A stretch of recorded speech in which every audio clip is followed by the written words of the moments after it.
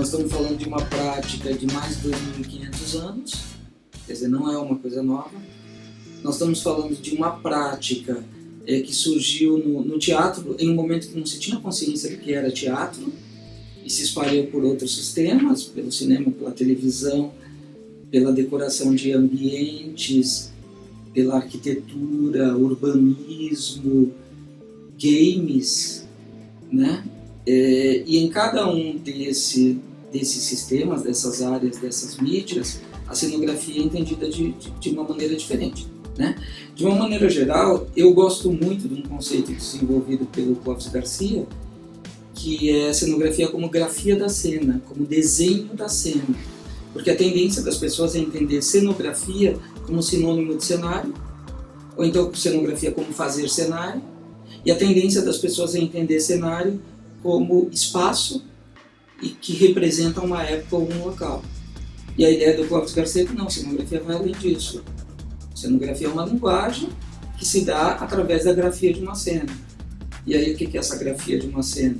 Todas as cores, texturas, formas, elementos que de alguma maneira comunicam alguma coisa dentro de uma cena. Como que nasce o cenário, né? A gente recebe um texto dos autores, né? Uma sinopse, capítulos. No caso de Chiquititas, a gente começou através da sinopse.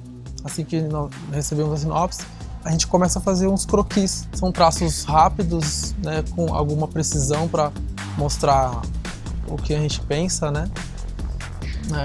Mas a gente faz uma pesquisa. No caso de Chiquititas, como já existiu outras séries, acaba sendo referência pra gente. O teatro, ele demanda um maior tempo de criação.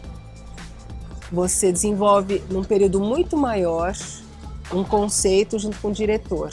Esse conceito é desenvolvido por um longo período, junto com os atores, leituras de texto. Então você desenvolve um conceito num cenário por um longo prazo.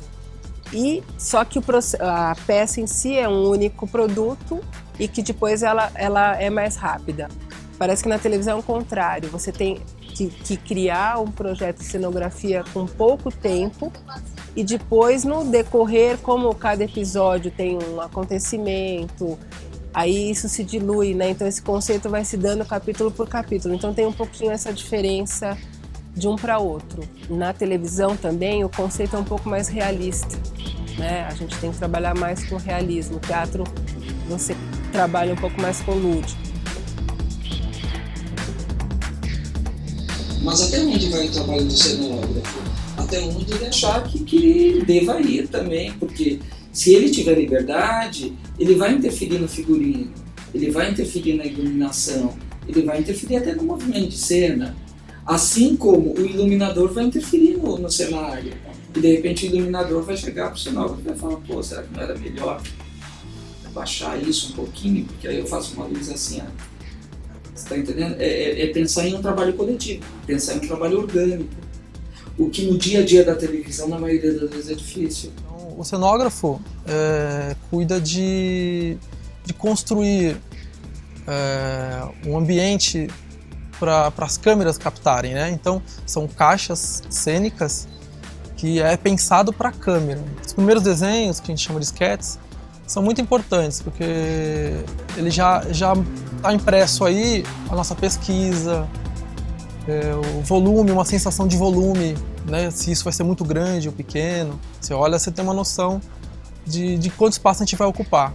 A cidade cenográfica é para atender uma necessidade de ambiente externo, né? Quando você tem as fachadas dos ambientes, como na novela sempre tem uma casa, quarto, cozinha e tal.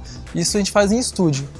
Só que para mostrar esses ambientes por fora, a gente constrói uma cidade cenográfica. Muitas vezes a gente faz locação, né? Se são poucas cenas, não é tão viável, a gente faz locação. Mas se tem muita cena, a gente constrói a cidade cenográfica. Então, as cidades cenográficas são fachadas dos ambientes que são construídos no estúdio.